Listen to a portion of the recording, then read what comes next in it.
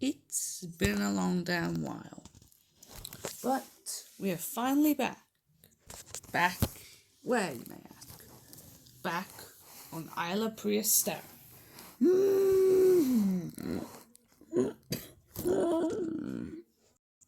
Despite all the time that's passed, Eric and Emily are still living. And they have actually got some news. Well, Eric has to wait at least. It is a fine clutch of eggs.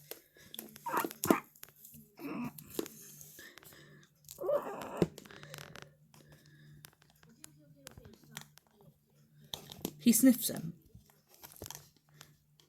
And then, fertilizes the eggs. I don't know how they do it. Yeah. After the business is done, Emily is tasked to guard the eggs, while Eric will go out hunting.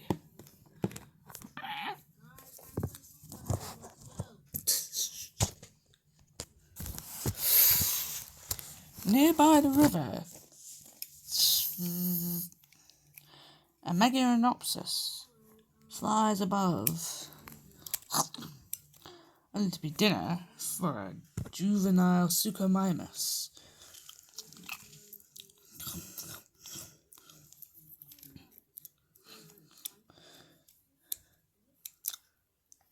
During the dry season, this is one of his only options, really. No fish are in the still waters of the river, and he'll have to migrate elsewhere soon.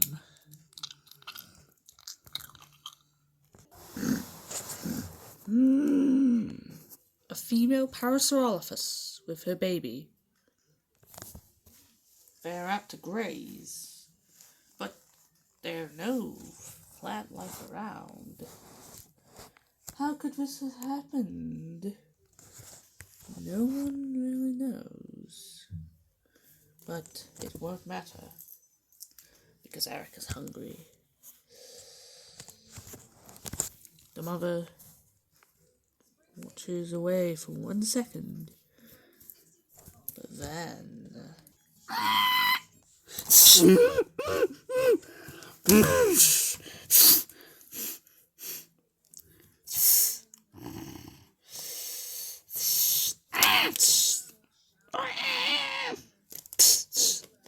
Despite hadrosaurs in media being weak, pathetic creatures, they're anything but.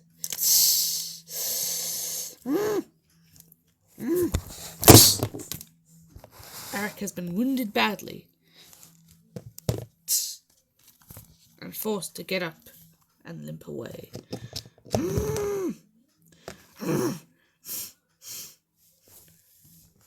Yet in all the commotion, the juvenile is already dead.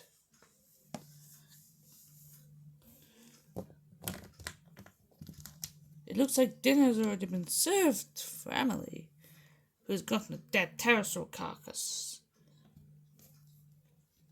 She may have hunted it, it may have fell out of the sky. We don't know, but dinner for two is served. Eric returns.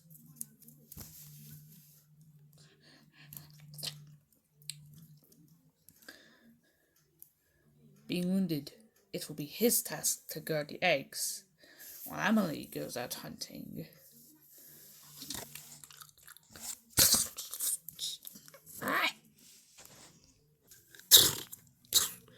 It is the mating season for Pachycephalosaurus, and the two males are jousting over a female.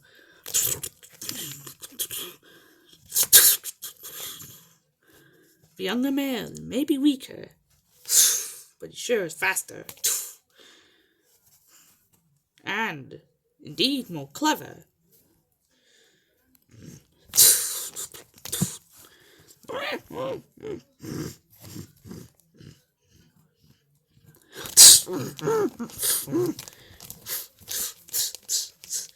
Headbutting isn't the only thing they can do. They can kick each other's chests like a kangaroo.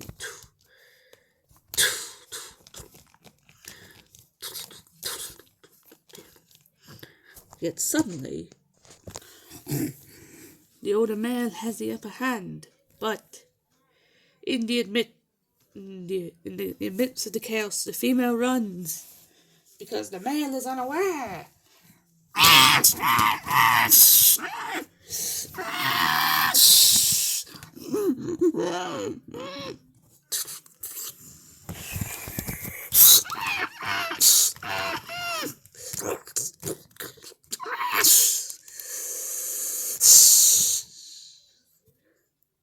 A trio of Achillobators. The alpha of the pack, one arm. Hence her name. She had lost an arm in a hunt, but she is doing just fine without it. The beta male, being first, and their son, Redbrow.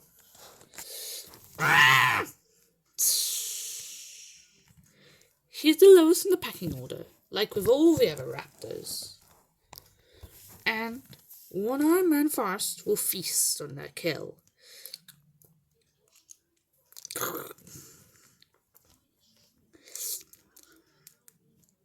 Social behavior is actually quite understood for these scientists. And the Achillobators are the only evidence we have of face licking, where they would lick flesh off their mate's face. At last, Redbrow was able to have some food. Oh no. But the scolding won't affect him.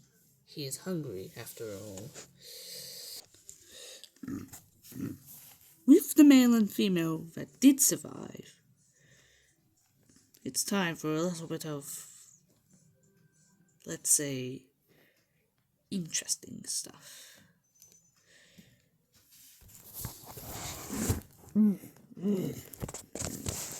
Let's leave them alone while they make babies. Back near the lake is a small young Magyarosaurus. But fear not, her mother will be here soon. Ah, there she is.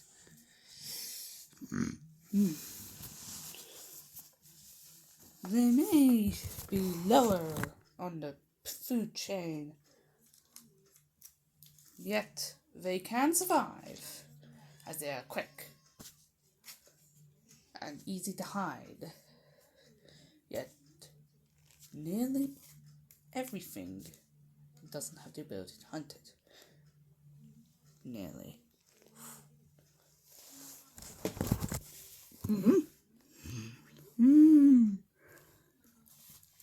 The mother starts to get uneasy, and gestures young to follow her. Yet it is too late.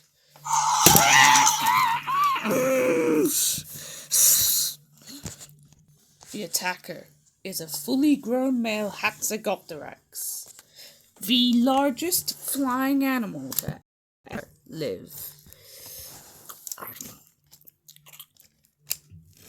While he is related to the Arabigania and Quetzalcoatlus, he in fact does not have competition with them.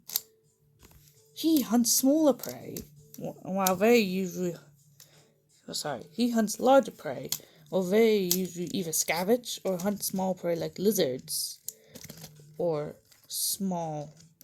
other small dinosaurs, but none of a young sauropod size. We'll name him the Lone Gunslinger, of course after the Ice Age character. But Gunslinger has had his fill, and adieu, he's off. Back with the heard from the beginning of the video, they're joined by none other than Bertha, the sauropod from episode 1. She's now 15 years old, and she's the leader of this herd. She ushers the rest to move for a drink.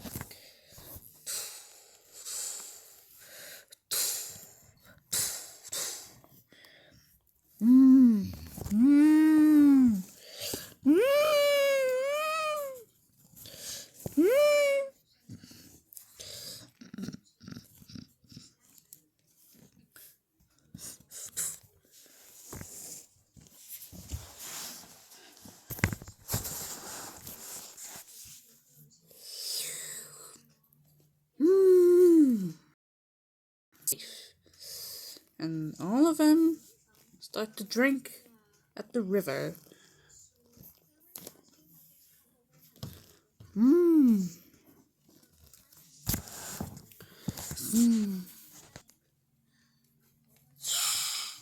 The young Suchomimus is forced to move. The commotion is quite startling him. And for good reason. Who else would be scared of this big clump of herbivore? Ugh, crazy. But that marks the end of this episode on life on Isla Prehistera. Tune in next time. See what will happen in episode 6.